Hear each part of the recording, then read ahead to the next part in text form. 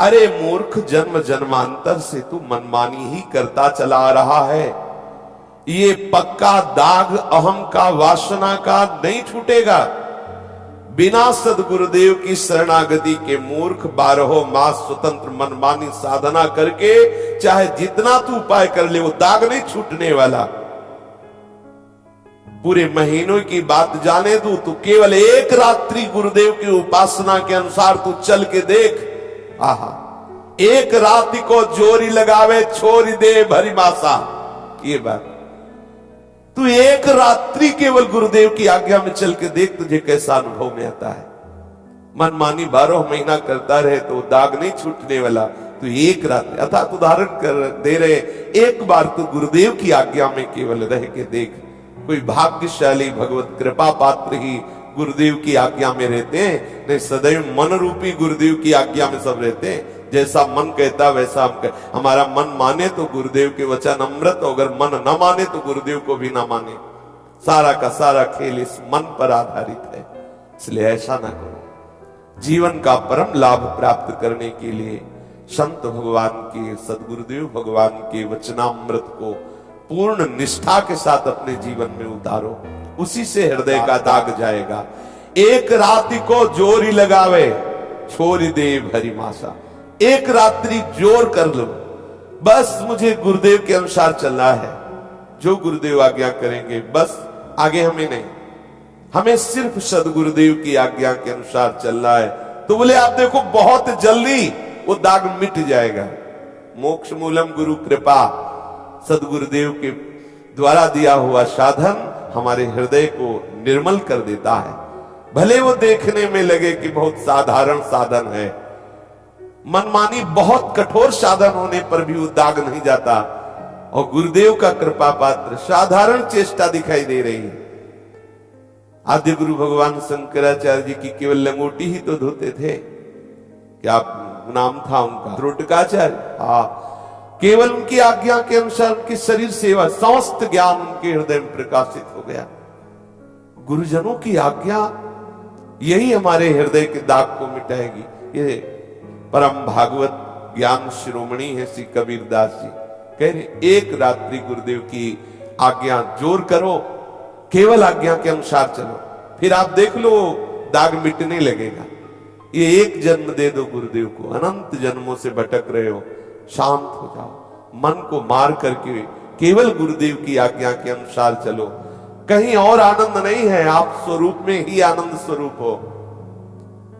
आपका स्वरूप ही है चेतन अमर सहज सुख राशि। आप आनंद समुद्र में वास कर रहे हो, आप आनंद स्वरूप हो, आप आनंद सिंधु के बच्चा हो, कहीं बाहर आनंद थोड़ी। सच्ची बात कह रहे हैं, ये अनुभव की बात कह रहे हैं। चाहे जहां भ्रमण करके देख लो, चाहे जहां घूम के आओ, चाहे जिस सभा में चले जाओ, आनंद का अनुभव होगा जब अंतर्मुख हो गए। अंतर्मुख होकर के कुछ भी कहीं भी सब आनंद ही आनंद। बहिर्मुख हुए तो आनंद सभा में भी दोष दर्शन, आनंद सभा में भी आनंद की कमी, क्योंकि आनंद अंदर से, कनेक्शन अंदर है। जब तक अंतर्मुक्ता नहीं तब तक आनंद नहीं। बहिर्मुक्ता में कहीं भी चलो, कहीं भी आनंद का अनुभव जब होगा तब अंतर्मुक्ता में होगा, जहां आप एकाग्र हुए आनंद की लहराने लगेगी। सत्य सच्चिदानंद प्रभु की एकाग्रता जहां जागृत हुई आपके हृदय में, बस परमानंद का स्रोत खुल गया।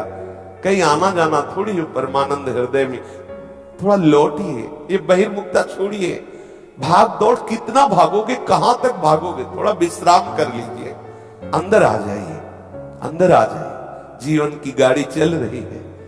एक ट्रेन में यात्री दौड़ रहा था डिब्बे में। एक उपासक ने पूछा, भैया आप क्यों दौड़ रहे हैं? बोले मुझे वो जल्दी स्टेशन पहुंचना है। अरे बोले ट्रेन चल रही, तू बैठ जा, तू तो बैठ जा, ऐसे ही तू बैठ जा केवल। ये जीवन यात्रा हो रही है, ये प्रारब्ध पहले से निश्चित है, सुख दुख का, इसका लाभ हानि का, भगवत प्राप्ति का निश्चित नहीं है। तू बैठ जा, बस इतनी भगवत प्राप्ति है। सकल कामना हीन जे, यही बैठना है। जा ही न चाहिए कबों कछु, यही बैठना है। बैठ जा, अपने स्वरूप में आ जा। स्वरूप पूर्ण है, उसे कोई भी वस्तु व्यक्ति स्थान की आवश्यकता नहीं। किसी बाहर सामग्री से बाहर चेष्टा से जो आनंद मिलता है वो स्वरूपानंद नहीं है, मिला और छीण हुआ वो आनंद नहीं है। एक रस जो रहता है वो आनंद, वो हमारा स्वरूप है, वही हमारा स्वरूप है। हमारे आराध्य देव का वही आनंद सिंधु सुख राशि, चेतन अमल सहज सुख राशि। कहां फंसे भी हो, लौटो, अंतर में लौटो, सच्ची बात मानिए।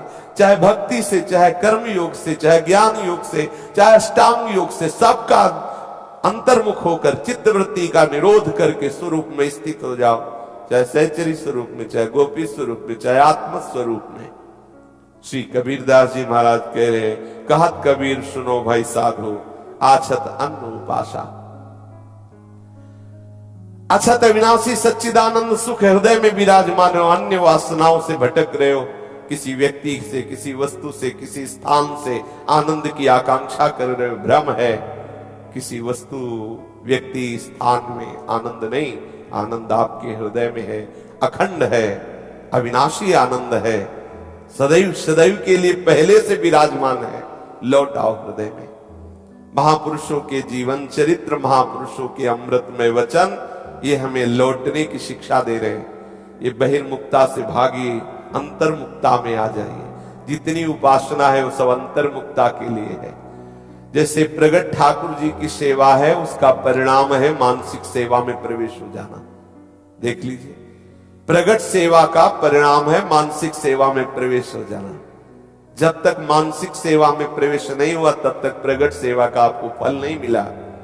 भाव देश में प्रवेश हो जाना ये समस्त साधना का फल है। चलते फिरते, उठते बैठते अपने स्वरूप में रहने की चेष्टा करो। जो भी चेष्टाएं करो वो सब अपने भाव से युक्त होकर, मैं श्री जी की दासी हूं, मैं श्री जी की सखी हूं, उसी भाव से रह के जो भी सेवा कर रहे हो, जो भी व्यवहार की, परमार्थ की, सब अपने भाव में रहते हुए करो। थोड़ी थोड़ी देर में चिंतन करते रहो, आप कौन हैं, आपका संबंध क्या है। जहां आप बाहरी व्यवहार में फंसे, अंतर के चिंतन से रहित हुए, यही बस माया है, यही अविद्या है, यही अज्ञान है, और यही भक्ति का स्वरूप है। अपने स्वरूप में रहते हुए सारी चेष्टा करना। ठाड़े बैठे परे उताना, कहे कबीर हम राय ठिकाना। यही तो बस संत और विषयी पुरुष में अंतर है। वो चेष्टाएं वैसे ही संसारिक करता हुआ भले दिखाई दे, लेकिन रहता वो अपने ठिकाने पे है।